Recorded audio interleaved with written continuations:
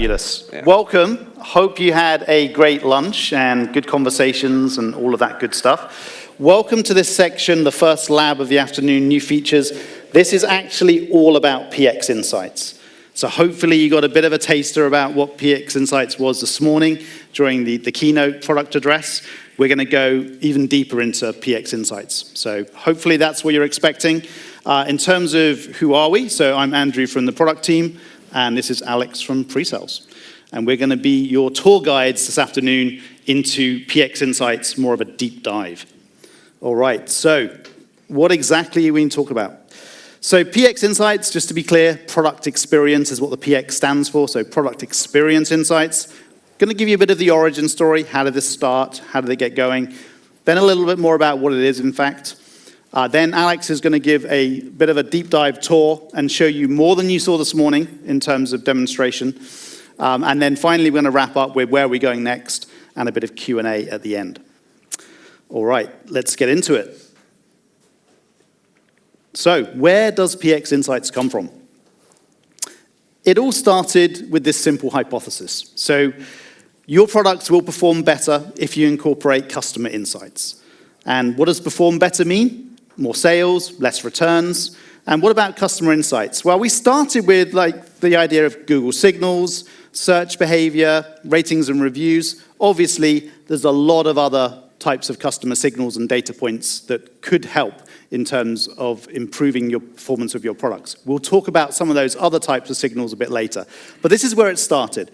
And with this hypothesis, we worked with a number of customers and started to explore what could this mean. So the product that is now released as PX Insight is completely shaped and informed by working with customers like yourselves. So we had a lot of great feedback, and the product has evolved and become what it is today, thanks to all of the interactions we had with the customers we worked with. And so why is it so important? Why does customer feedback, customer signals, why does it matter? Why should we all care about that? So there's a few statistics here, and we talked a lot this morning about how search behavior is going to change. It's going to move away from more traditional keywords and SEO into much more of an intent-driven experience where shoppers are going to express their intent and then find what they want. But nonetheless, we're in that transitional period. And things like Google are still super important, both in terms of organic, but also in terms of paid ad visibility.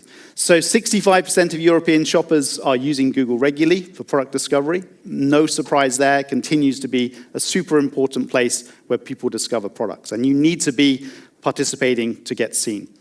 Another interesting one is around, we talked about AI chatbots, and the fact that actually that can help increase conversion. So actually, during Black Friday, we've got data points that show that those kind of chatbot tools really drove and increased conversion by 15%. Again, maybe not a surprising statistic. We all do it ourselves. We look at reviews. When you're trying to buy something, reviews are really important. They either reinforce and support that you're buying a really good product that other people like you think is good, or the opposite happens. You read a bunch of bad reviews and you immediately decide, okay, that's not going to be the product for you, and you're going to try and find a similar product with good reviews. So 90% makes sense. It's a really important signal in terms of how customers determine which products to buy. And therefore, because it's such an important signal, you want to make sure you're being able to respond to how customers are talking about your products in terms of reviews. And finally, returns. Well, we all know how significant returns are. In fact, in 2024, last year, returns had reached an all-time high of 17% on average return rate across the industry. And that is gone up by more than double since 2019, so when it was around 8%. So that's huge. So returns are dramatically increasing, and we know that the cost of return, the reverse logistics, is really expensive. 20 to 65% of the cost of the product actually goes into handling the reverse logistics to return it. So 31% of products returned due to item not matching description is a really interesting data point. That's something that actually can help reduce returns if you can start to make sure that the product information, the product experience you're presenting matches the reality of the product that gets delivered to the customer. So that's kind of some interesting data points on why we think customer signals are so important. And let's look at the whole sort of feedback loop we've been talking about and some of the challenges that we heard from the customers we spoke to and worked with. So the reality is that whilst this data is available in various different tools, it turns out that no one single team inside of our customers usually has access to all that information. That's just the reality of what we heard. So we started to talk to customers about, well, who's managing the ratings and reviews? It might be the customer service team, it might be somebody in the e-commerce team, maybe the people in the PIM don't have access to that. In fact, usually they didn't. And then we started to talk about Google. Oh, that's the SEO or that's the ad team. So that was a different team again. They didn't have access to either the review data, they didn't have access to what's in the PIM, and so on. We continued to see these silos of data. So this was all rich product information and signals, but it was very siloed into different teams had different access to that. So that's something we learned. We also learned that, in fact, a lot of, it takes time to improve product information. And a lot of times, because they didn't have access to that information, they weren't spending a lot of time optimizing. They were focusing their time and energies on new product releases, new product information, and they didn't have the data points to be able to optimize existing products in an effective and scalable way. So that was some of the current challenges we learned. And as a consequence, we learned a lot of opportunities. So we know today that people use the PIM and use valuable insights like things like completeness or data quality insights. Imagine combining that with this customer feedback. That then gives you an even more powerful way to decide and prioritize which products to improve. It's also the case that you don't want to just have data for data's sake. Having these insights is great. What's more important is what you can do with that data. We saw some of that this morning. We're going to show you even more this afternoon. Actually being able to take action and improve product information, improve the product experience that gets delivered based on those insights. That's the super important part. And also, it's not just about improving product information. It has a wider impact in terms of merchandising strategies. We've already talked about things like the keywords today with Google and the future direction, or the very near-term direction of using things like Perplexity and other LLMs to discover products. Well, this is where you really need to start to think about what's going to be important to feed those experiences, to drive improvements. So things like merchandising strategies could affect the categories that you put certain products in, or the kinds of filters that you want to expose. So it's a much wider impact in terms of how that feedback can help you. And finally, a little bit what we spoke about already, it's having that common source of truth that all the teams can talk about and relate to, and make sure they all understand and are talking about product in the same way. Based on the customer feedback, based on the insights everyone's learning, there's like a baseline of common knowledge. That's something that seems to be something that all customers are struggling with today. All right, so what is PX Insights? Well, really, we talk a lot about activating and sending information to different channels from Akeneo. This is that feedback loop that brings those insights back in. But it's not just a push and then pull. It's a continuous cycle. As you get those insights back in, you make improvements, you take action.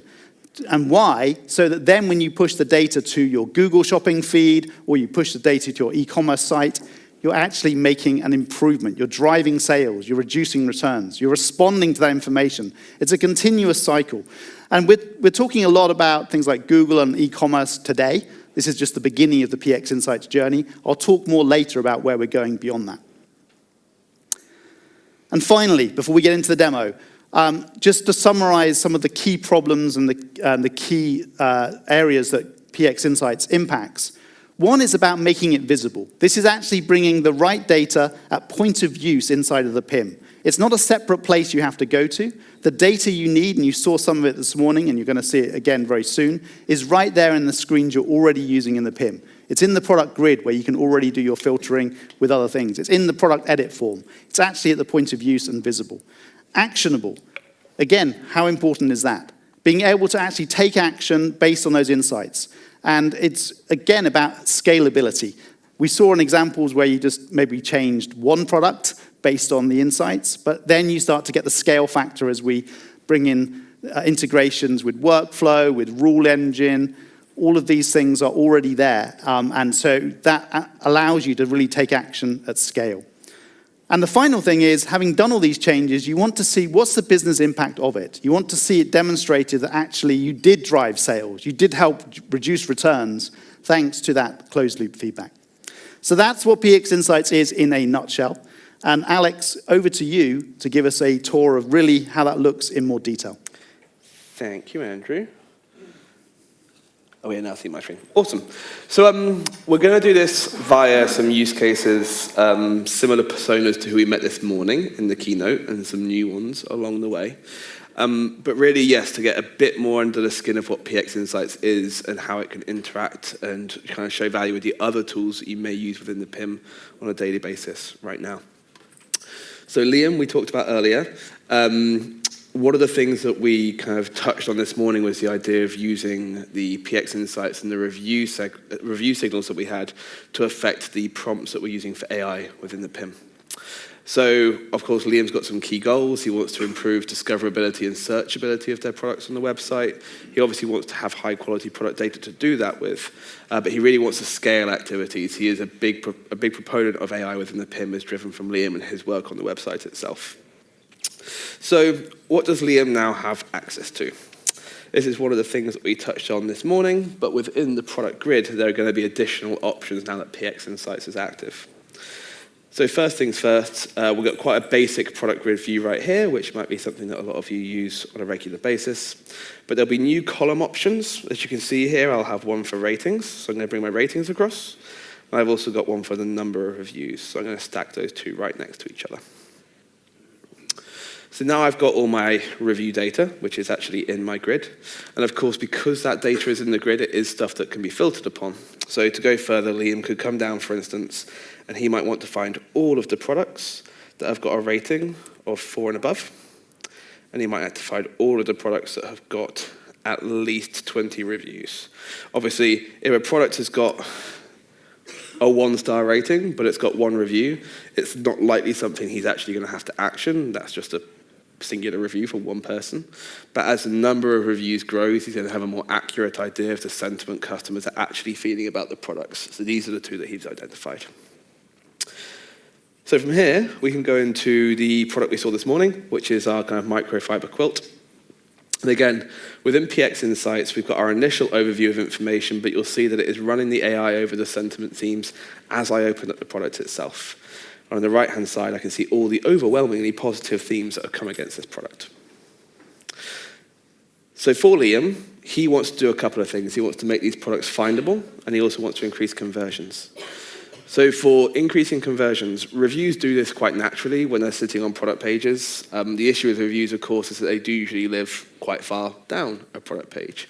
The idea of amplifying this content to move it where customers can see it as soon as they land on that page is really important when kind of reduce bounce rates. It will get across that customer voice and what people are enjoying about the products as well. But the second thing is findability, and using this type of information also, for instance, in SEO attributes that we hold within the PIM, things like keywords as an example. We talked a lot this morning about the different tools, especially AI tools that people are using now to search and find products in different ways, and those keywords are a really key data source that we want Liam to be able to create and send out to improve their findability. Also, just while we're here, I think Joe has microphones if there are any questions from anyone as we go through. Or if not here, you can accost us afterwards and ask questions if you'd rather do it one-on-one, which is absolutely fine. So for Liam, there's a couple of things. He's got his actions down here. It's really easy for him to actually access these kind of additional attributes that he's created. That what we talked about this morning was the recommended use attribute. So let's take a quick look at a bit of a deeper look at what this attribute actually is. So he can turn on AI for the attribute itself, and the key thing here is he wants to actually take the reviews into account. He hasn't got any other data that's going into this particular prompt. It's just the reviews themselves, and he's written a quick custom prompt, which is what he wants this to generate, which is really just a short synopsis of the things that customers are enjoying about that product. So for Liam, or Emily, or whoever's actually going to do the enrichment on that product itself, we can see now after we have saved our lovely attribute that Liam can go through to the product edit form, and he'll have Ask AI next to this, and if he hits to generate, it should give him a lovely little synopsis of how great this product is for hot nights in the summer. And that is something that he can put right up at the top of the product page, above the fold, to really get that sentiment across to customers when they come to the site, helping to increase sales and, of course, reduce returns. Now, another piece of data, of course, will be SEO data, and specifically the keywords that he has within the PIM as well. So again, this can be generated, and it's taking the exact same information into account. It's just that his prompt is slightly different to give it in a specific format that he's going to send out, of course, to various channels for findability and discoverability. If we were to look at what that actual prompt looks like, come on, K again for everybody. Really similar, but it's taking in a bit more information. It's going to be a mixture of not just the kind of family itself and the name and the description, but also the customer reviews. And he's got a slightly longer prompt, which is explaining what he's wanting to do. Of course, I'm executing all these manually, but anyone who uses the rule engine in the PIM, these can also be triggered and activated via the rules engine as well. So you can give a level of automation to this type of prompt engineering and also the firing off of the AI itself within the PIM. And that's Liam. Cool. Who else did we meet this morning? Second person we were talking about was Emily. So Emily's our merchandising manager. So she has slightly different goals, of course, to Liam, but they're both interested in the discoverability and the way that their products are, of course, found on the website. I think one of the stories that really resonated from Fred's talk was the one of Leatherman, who started to merchandise their products differently to different personas, almost different kind of customer groups they hadn't considered before. And I think there's a big kind of use case of taking this type of information and thinking differently about how products can be sold or how they can be merchandised. The one we had this morning was an example of Emily, of course, creating one for summer. So the product, of course, had overwhelming kind of positive sentiment that it was great for hot weather. But another thing that Emily wants to do is she wants to find really good products, and she wants to make sure that they are automatically put into a category called top rated. So what are our best sellers? What are the ones that are really loved by our customers? I want those to be findable on the website really, really quickly. But she doesn't want to do it every day. She doesn't want to update this. It's a perfect use case where the rule engine can bring a level of automation to the merchandising that Emily is doing on a daily basis. So we can create a new rule. I will call it top rated rule, because I'm very inventive. Cool. So those signals that we were talking about in the product grid are also available in here. First things first, Emily wants to find any products which, as before, I've got a rating higher than 4.5. The other thing that she wants to bring in is the sales revenue. So not only are these high-rated products, but she wants to make sure also that they have sold more than a certain amount to really put them into the top-rated category. But she is going to add them to that category as part of her rule. I will search for it. Rated. Oh, e-commerce, of course. Silly me. There we go. And we're going to find top rated down at the bottom. Lovely. So that rule is going to take all the products, wherever it's firing off, as a reminder for anyone. Rules fire off about 4 times per day by default on their own, but they also fire off from bulk actions within the PIM or data coming into the PIM in the first place. So it's automatically going to categorize the products that she wants as her top rated directly onto the website. And this rule also touches on one thing which we didn't cover this morning. It's another one of the signals that we are bringing into the PIM as part of PX Insights, the ratings and reviews, the Google Shopping Insights, but also sales and return information. So this is something that comes in via a flat file import. There is a specific import profile that you can use. Really simple format, though, to bring that data into the PIM and be able to query against that as well. So we think, for instance, if I'm Liam, I might want to find all my products that have a very high return rate, but also those that are not rated very highly. Those are ones that, of course, are key that I'll want to drill into, because the product experience that people are getting is probably leading to the returns, and that's something that I want to fix. Cool. How are we doing on time? Lovely. The last 2 use cases are more around workflows. So workflows themselves are something that we've been developing quite extensively over the last 12 months. And there's lots of different ways and lots of new use cases now with workflows to get products into them, but also the actions that can be taken once they are in there. So first of all, here we have Tom. Tom is in our quality team. Of course, for him, it's important that when we have got products that have got low reviews, much like that one we looked at this morning with a 1.5 score, that those products need to be looked at and decided what's going to happen with them. Is there information that's misleading on the website, or is this product simply faulty? Is it something we have to take off and stop selling, or is it something that could be remedied and something that can be fixed? So for Tom, he's probably going to do a mixture of what Liam was doing at the beginning, but also using some workflows. So if I go through and, for instance, find a low-rated view, this is a view that's been set up by our quality team. And quite simply, we're looking for any products that have got a rating under 3. They've got a number of ratings that's over 10. And from here, I can select these products en masse, and I can do a bulk action to actually throw them into a workflow. And this workflow, of course, would be one which is my products that are actually rated below 3, and I want to have these sent off to the quality team to be reviewed. So for the quality team, they'll get that notification. There are products for them to look at within the PIM. And within the workflow section itself, they will have those made available to them. And of course, they themselves will be able to go into the PX Insights and to analyze what customers are saying about this product in the reviews to decide if extra action has to be taken. So I see here I'll be focusing mostly probably on my negative sentiment on the left-hand side. This is one way of doing things. Another way that we've experimented with surfacing this information for the quality team rather than making them have to do their own analysis is having an additional attribute, something such as customer feedback alerts. And this attribute is taking all of that negative sentiment and it's not using it to amplify it for a product page. It's for an internal use. This is an attribute that the quality team are going to use to basically receive a summarization of all the issues that those products have had about that product. So if you look at the way that that kind of attribute actually works, and again, going into the configuration a little bit here, it's taking the reviews into account, it's taking the brand and the material, and it's a custom prompt to focus specifically on those that are rated 3 stars or below, and what are the negative sentiments, and to give me that summary. But from here, within the workflow itself, that team can choose to either approve this product, and it will send it through to an enrichment stage for the marketing team with the merchandising team with Emily to make changes, or they can remove this product from this workflow if they feel that product actually has to be taken off the shelves and stop being sold on the website if it is truly faulty for quality or other fault reasons. Cool. Now the last persona we've got is a new one. It's Laura, and Laura is our acquisition specialist at Matcha. So, of course, her goal is to drive traffic to the site, and one of the main ways that she is doing to leverage that is going to be using Google Shopping.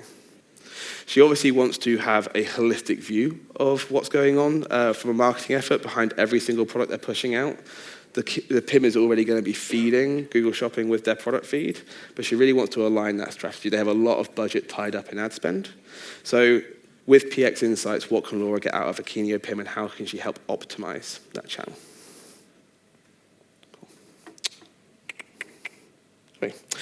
So yes, we've got a different product grid now. One for Google Shopping performance. So again, as a reminder from this morning, these are the pieces of information that we're bringing through as signals from Google Shopping. We have the fact of whether or not a product is actually active in an ad campaign. We have whether or not its eligibility has been affected, so it can be non-optimized, optimized, or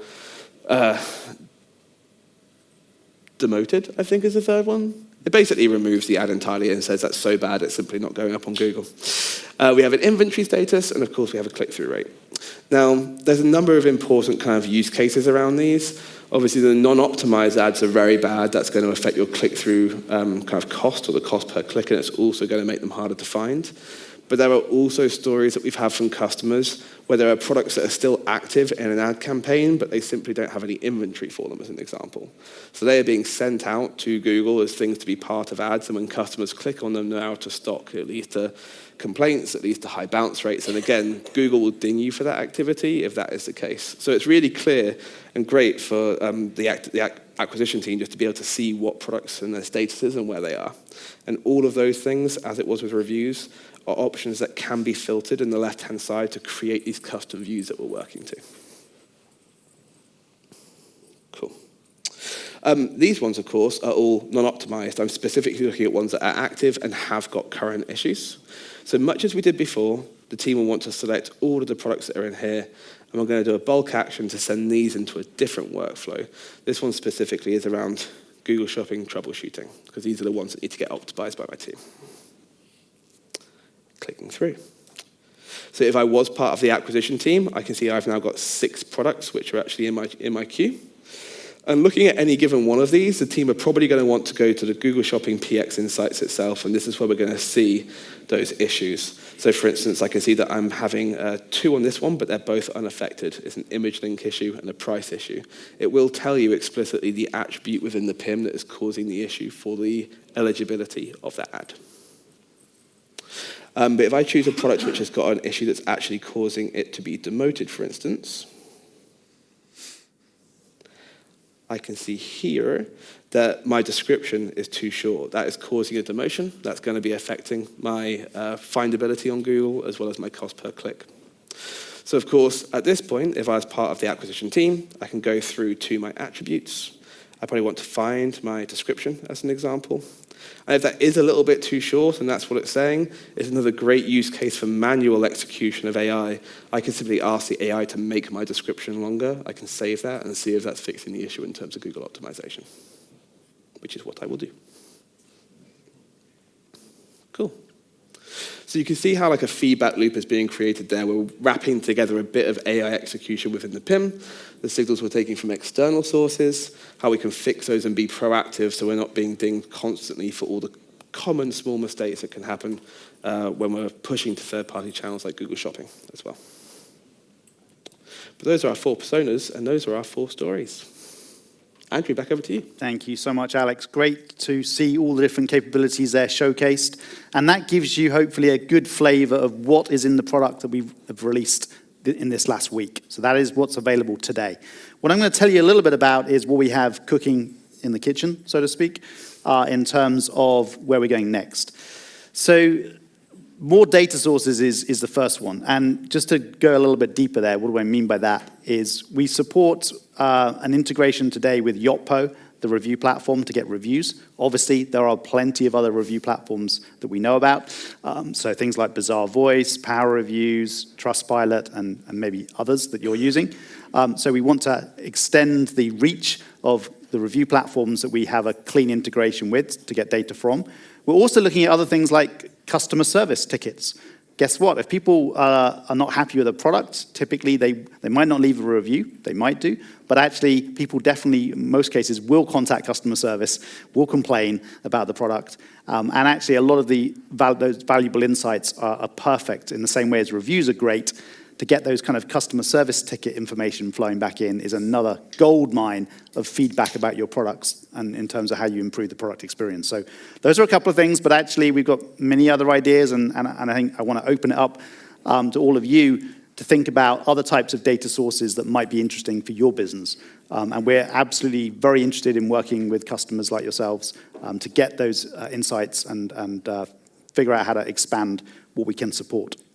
So that's more data sources and use cases. Actionable insights recommendations is really going to the next level of connecting those insights to concrete actions. Specifically, what it's trying to do is be more proactive about saying, actually, maybe there's 50 products that are performing badly in Google. It will flag that up and say, this is performing badly, and here are the recommended actions to take. And do you want me to just make this change? The change could be maybe adding additional attributes to improve the feed to Google and to make it work. And you could just be either, we're going to explore different models. It could just be like, yes, make those changes, or make those changes and allow me to review. So we're looking at different options there. But we think this is going to be super powerful to really be far more proactive about telling you which things you should be taking action on and actually allowing it to automate taking the actions to improve it based on those insights. So that's a really exciting area. And the final one is, having done all of those things, used all those insights, made all those enhancements and improvements, this is the opportunity now to then understand what actual impact did that have on your business metrics. Has that driven sales for that product? Has it helped reduce returns? Maybe there's other leading indicators that it's influenced.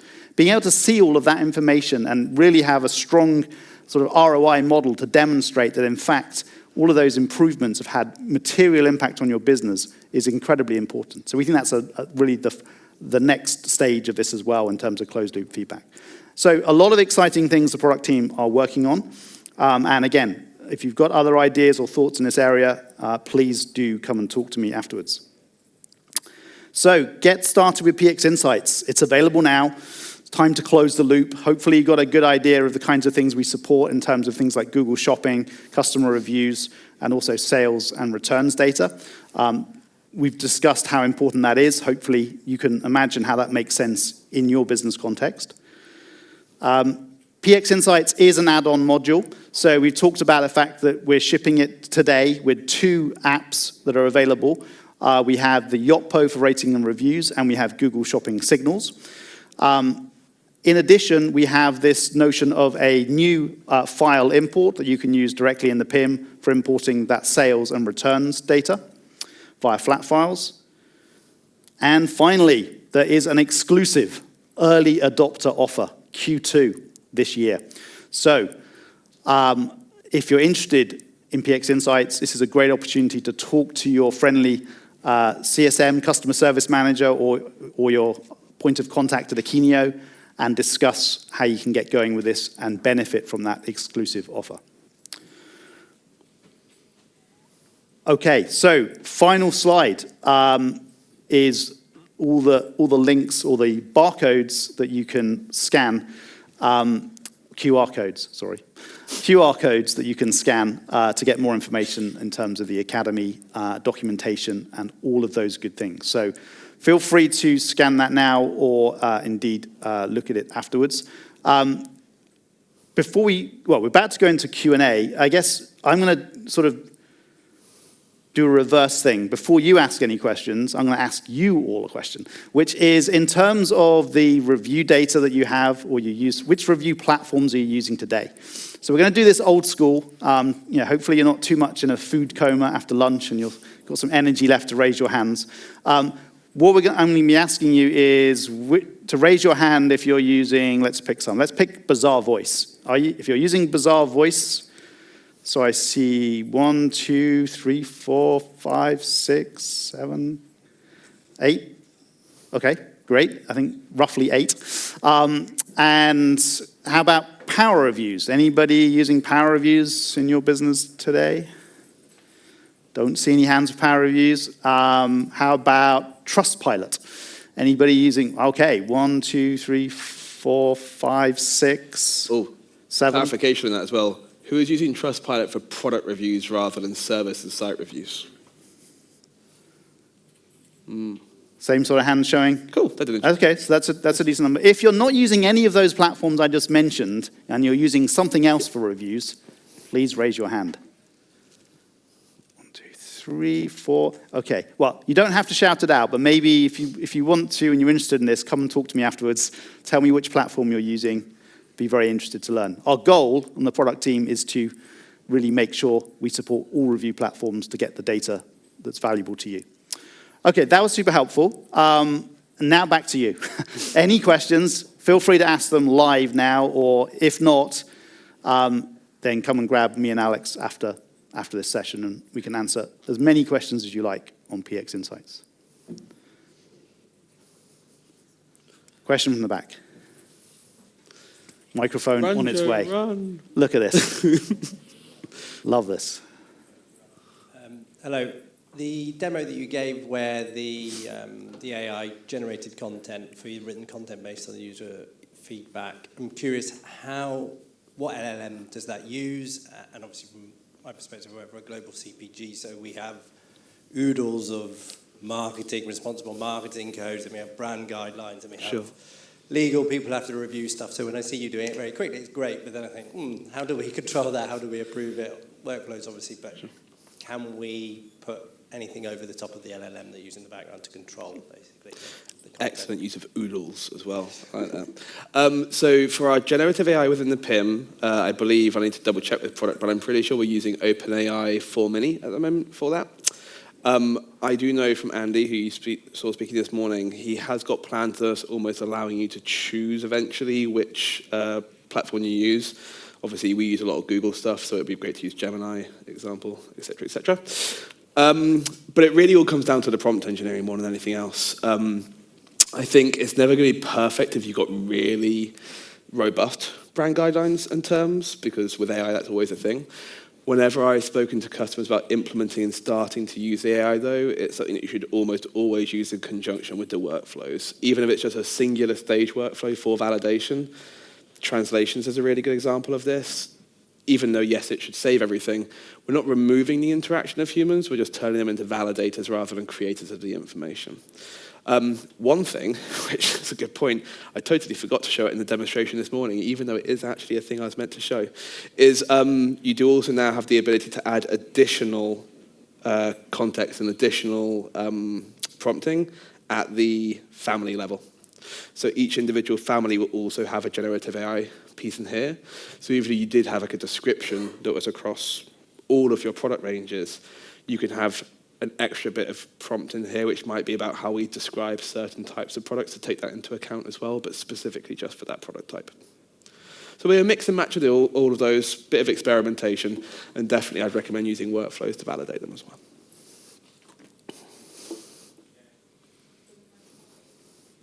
I just realized I was showing that, and of course you can't see at all. I'm literally just doing it on my laptop. I'll show you afterwards. That's fine. Go, Max. Maybe I can add like a small precision also for other customers here. In all our AI features, you have to know that we use AI providers with enterprise contracts so that we ensure that none of the data that transits to their platforms or your prompts or your generated content, it belongs to you, not to them, and they have the guarantee that they never use it in any ways to train their model, so that you still own the thing from A to Z in that way. Right? Just small precision on that. Thanks, Max. Thanks. That's a good point. Small but important precision, so thank you.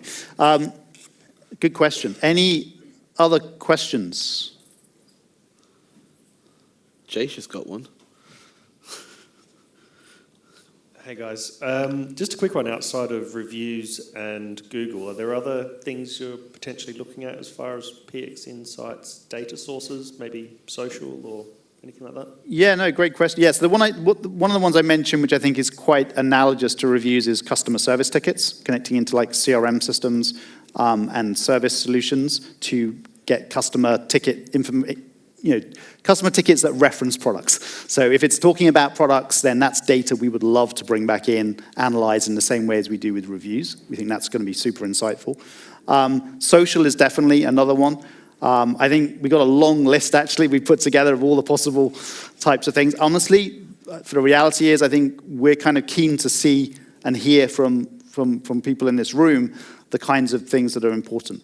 So if social is something that's important, like I think the prioritization of some of these things this year is going to be highly dependent on the feedback we get. So if there's particular data sources that you're like, wow, this would be incredibly useful for us, then please come and tell us. But yeah, the goal is to just keep going, keep adding more and more insights. Any more questions? Got just over a minute. I'm just under 2 minutes left.